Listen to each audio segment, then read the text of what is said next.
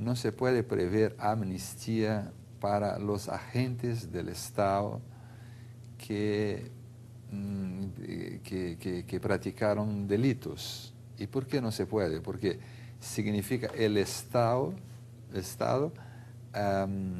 dando impunidad a sus propios agentes. La amnistía se concebe como un proceso de transición, de donde se borra todo lo que se hizo en contra del Estado durante un momento excepcional, de guerrilla o de guerra civil declarada. ¿Eso significa que la amnistía en El Salvador se le pudo haber dado a la guerrilla y no a la Fuerza Armada?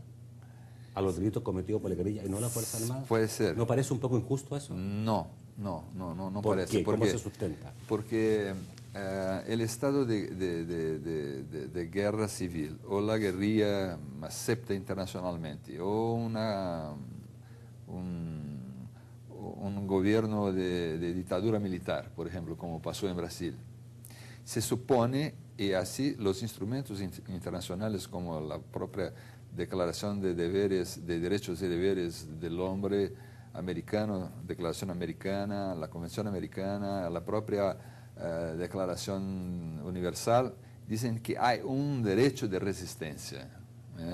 Hay un derecho de resistencia. Y si hay ese derecho de resistencia, lo que se puede borrar en la transición para la democracia es la actitud de resistencia. Lo que no se puede borrar es la actitud de los agentes de Estado frente a gente detenida, frente a gente que no está armada más. La diferencia la hace a la responsabilidad La del Estado. desaparición forzada, la tortura, esto no se puede borrar, porque estos son crímenes que se consideran, bajo la normativa internacional, como crímenes de lesa humanidad. Hus Cohens no acepta que estos delitos cometidos por quien debe proteger a la gente sean borrados. Esto es un tema de mucha reflexión, pero no se acepta eso, ¿Esta teoría la comparte Educa, Benjamín? Sí.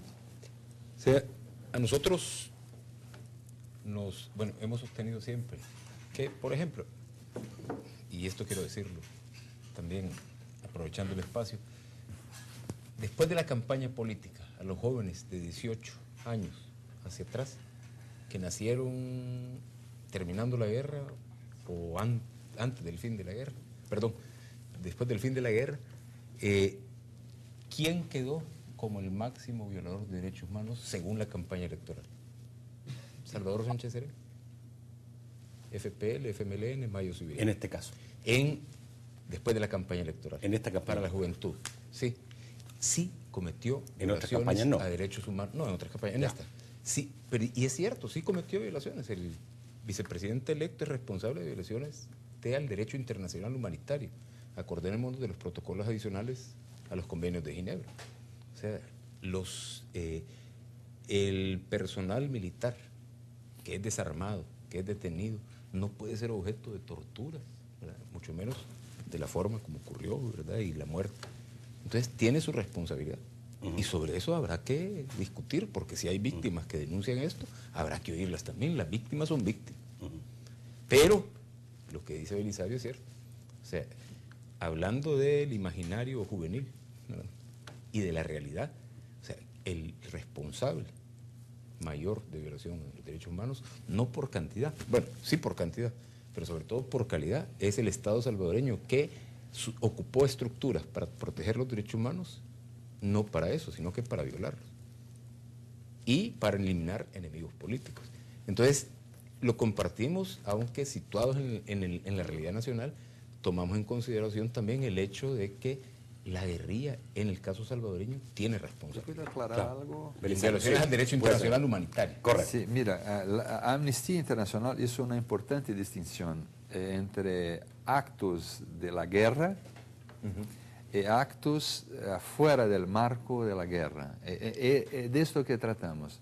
En la guerra no se trata de punir el ejército y no punir la guerrilla, no es de eso que hablaba.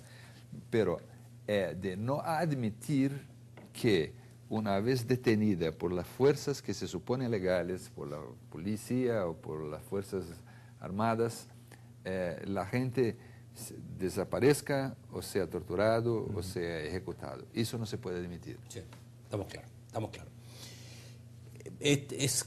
Digamos que lo que quede de este Festival de la Verdad o la presencia de usted aquí tiene que ver también con dejar un precedente para El Salvador en relación a cómo debe tratarse los derechos humanos en El Salvador, a cómo se debe avanzar en esto, porque me imagino, digamos, que ustedes serán tranquilos o serán más tranquilos si ustedes saben, digamos, que esto va a tener una consecución, que esto, digamos, no solamente ha servido para analizar el tema, para traerlo nuevamente a la mesa de discusiones, sino para pensar que hay un camino.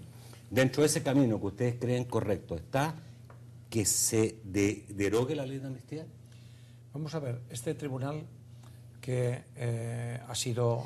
Afuera del tribunal, estoy pensando en ustedes como personalidades, como gente destacada en materia de derechos humanos. Nosotros no nos gustaría, porque sabemos que ni las víctimas se lo merecen, ni el IDUCA está dispuesto a consentirlo. No nos gustaría que nuestra intervención sirviera para anestesiar la conciencia colectiva, sino al contrario. Ya. En cierta medida lo que nosotros queremos hacer, y nuestra presencia tiene sentido, es porque nosotros estamos tan comprometidos con los derechos humanos como está organizaciones como el IDUCA, la UCA y mucha gente de este país. Y naturalmente lo que nosotros pretendemos es que esto no sea una actividad esporádica que termina y se agota en sí misma, sino que haya un seguimiento de los actos, de las medidas y de las recomendaciones que el tribunal pueda hacer y que naturalmente haya un montón de víctimas a las que pueda seguir atendiéndosele en el futuro, porque hay mucha víctima que sigue todavía sangrando sin que nadie le haya escuchado. Ahora puede venir un próximo gobierno perfectamente en nuestro país que diga, ok, hay que pedir perdón, sí, vamos, pedimos perdón, inmediatamente no atrasamos más esto, pedir perdón. ¿Basta con pedir perdón? Nosotros desde la perspectiva puramente técnica de los derechos humanos, no es suficiente. Hay que investigar. Pero hay que investigar. Hay que encontrar la verdad. Seguir investigando hasta donde se pueda, pero con el máximo de profesionalidad, de competencia y de rigor. Perdón, ¿no se puede pedir perdón sin antes establecer la verdad? El camino correcto para el perdón es primero establecer la verdad. Parece que la verdad histórica no se puede ocultar. Cuando uno oculta la verdad histórica es imposible que encuentre argumentos para la reconciliación y para la paz, que finalmente es el objetivo prioritario del Estado, de cualquier Estado y de este en particular. Yo estoy convencido que este gobierno nuevo, igual que el anterior, estoy seguro que también le gustaría haberlo hecho, pero en este momento histórico en el que en El Salvador se ha producido una modificación importante de la propia configuración del gobierno, a mí me parece que hay que seguir dándole argumentos para buscar la manera de hacer presente la verdad, porque la verdad es lo único que va a permitir que las víctimas se sientan completamente recuperadas, mínimamente, al menos minimizado en su dolor. Voy a tratar probablemente de responder un poco. A lo mejor hay gente que puede estar pensando, pero ¿para qué remover nuevamente el pasado? ¿Pero para qué volver a lo mismo si nosotros hemos avanzado sin necesidad de llegar, de empezar a escarbar sobre lo que fue nuestro pasado? Dímelo en palabras simples, ¿por qué es importante? Lo digo muy sencillo. ¿A quién le interesa olvidar? Hemos pensado a quién le interesa olvidar. Hay mucha gente que piensa que seguramente son las víctimas. Hemos preguntado a las víctimas si les interesa olvidar. Okay, tienes razón. Vale. No se vive un Estado correctamente si no establece la verdad de su pasado. Parece. ¿Cierto? Parece. Benjamín, ¿tú quieres decir? Te voy a responder con 3 preguntas, ¿verdad? Sí. O sea, ¿por qué va a pedir perdón el nuevo gobierno en nombre del Estado? Hay que saber por qué va a pedir perdón. Entonces, ¿en nombre de quién va a pedir perdón? ¿Sí? ¿Y a quién van a perdonar las víctimas? Todo eso hay que responderlo. ¿Sí? Correcto. Si no, es un perdón vano, superfluo, formal. Demagógico. Demagógico. Perfecto. Vamos al corte. Estamos atrasados, ¿no? Pero vamos rápidamente para volver con sus preguntas o comentarios que han venido al correo 8enpunto@tecnovisión.com.sb. Ya. Bueno, vamos a ver, Francisco Bonilla, ¿qué dicen los correos? Buenas noches, importantes correos electrónicos. El primero es de Federico Flamenco, dice: estimados panelistas, ante todos un cordial saludo a todos. Les escribo porque considero que no es necesaria la derogatoria de la ley de amnistía. considerando que por esta sentencia del caso Serrano Cruz, el Estado no puede hacer o no valer la excepción rationale temporis para que ante la Corte Interamericana conozca los hechos ocurridos antes de 1994, lo que permite que el Estado, a través de sus representantes ante un caso, no utilice la excepción y por ende se someta a que se conozca sobre los hechos anteriores a la fecha del sometimiento de El Salvador a la jurisdicción de la Corte. Por ende, nuestro nuevo presidente, basta que ordene a sus abogados en un caso ante la Corte Interamericana que no utilicen la excepción y con ello permitir el derecho a las víctimas a su reclamación por violaciones a los derechos humanos ocurridos antes de 1994.